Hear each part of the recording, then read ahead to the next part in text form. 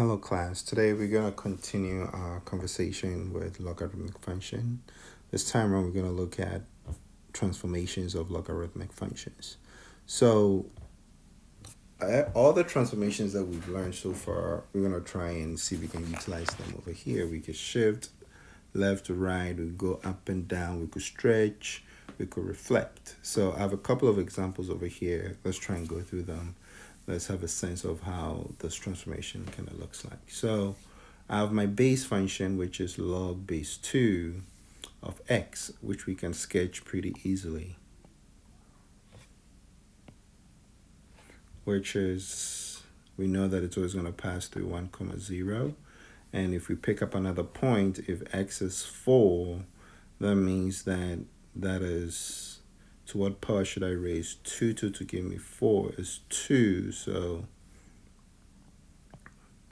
4, 2 is somewhere right here. And we have this. So we have this curve going this way and going down that way. And don't forget, we have a vertical asymptote at x equal to 0. So if that's our basic block function, which is log 2 of x, then when I do x plus 2, let's say this was f of x, then when I say x plus 2, I'm doing a shift to the left 2 places.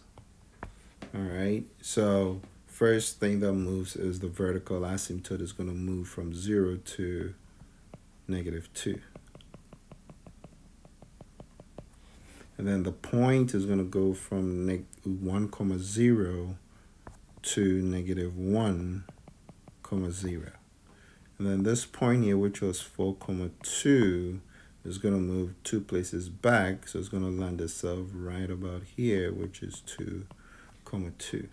So the graph will look like something like that.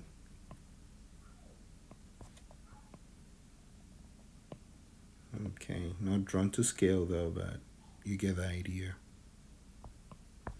So this is log 2x plus 2, and that one is log 2 of x.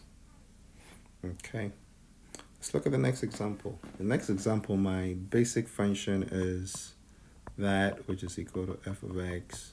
In this case, I'm only adding a 2 to the function, so this becomes f of x plus 2, which becomes log base 5 of x plus 2. So I know I'm just doing a vertical shift 2 places up. So if I try to sketch this, I got my first point over there, which is 1.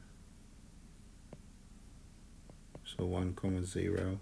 And the next point I can find is at 25. So at 25, I'm at 2. All right, so let's say this is 1, that's 2.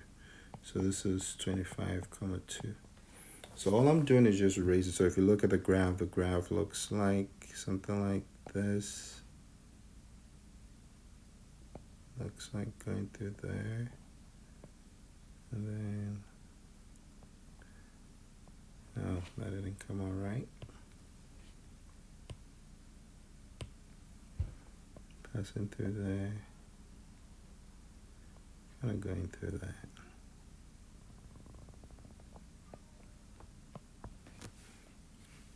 And so when I move it 2 places up, this point, which is at 1, 0, is going to go to 1, 2. And then this is going to move up to 2, 3, 4. It's going to go to 25, 4. So then the graph will look like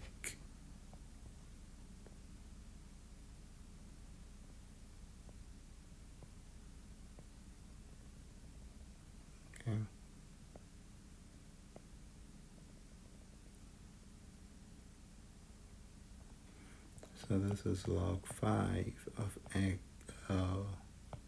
plus 2, and then the original function was log 5 of x.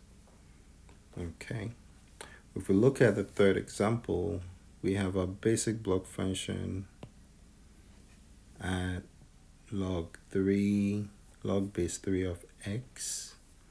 So you got the first one at 1, 0, and then at 9 you have the next point, which is 9, 2. So kind of looks like that, going down that way, and that, with my horizontal asymptote right over here.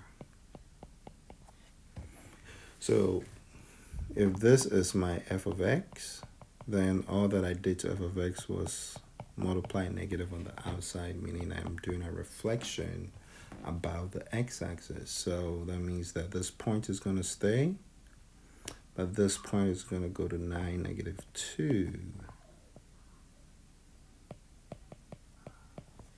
So then the graph is going to go this way.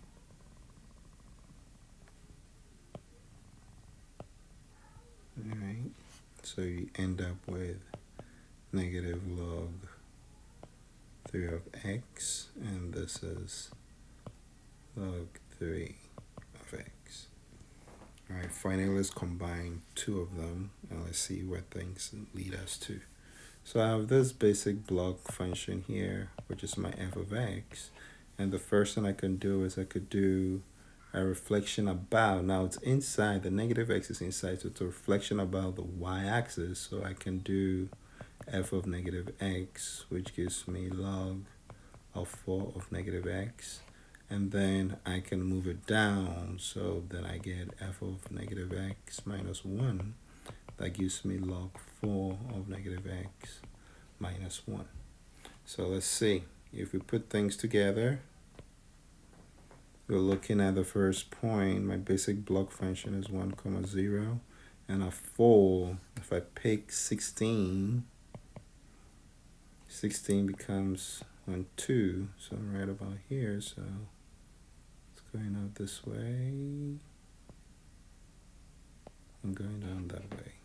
Okay.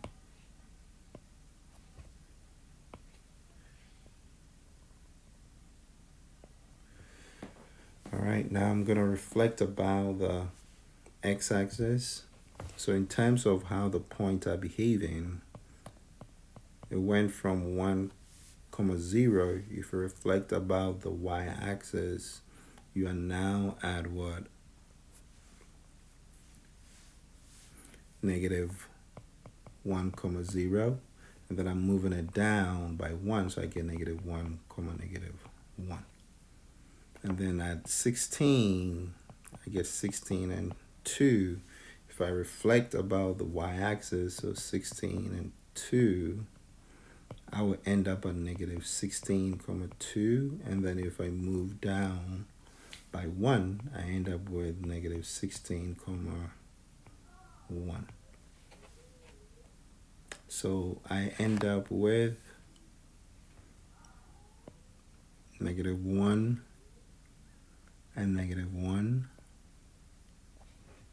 and then I have negative 16 and 1. So kind of looks like that.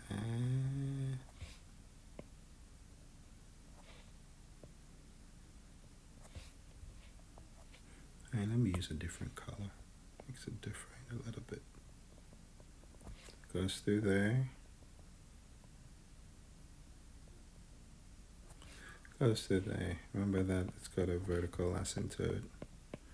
Again, at y, x equal to 0.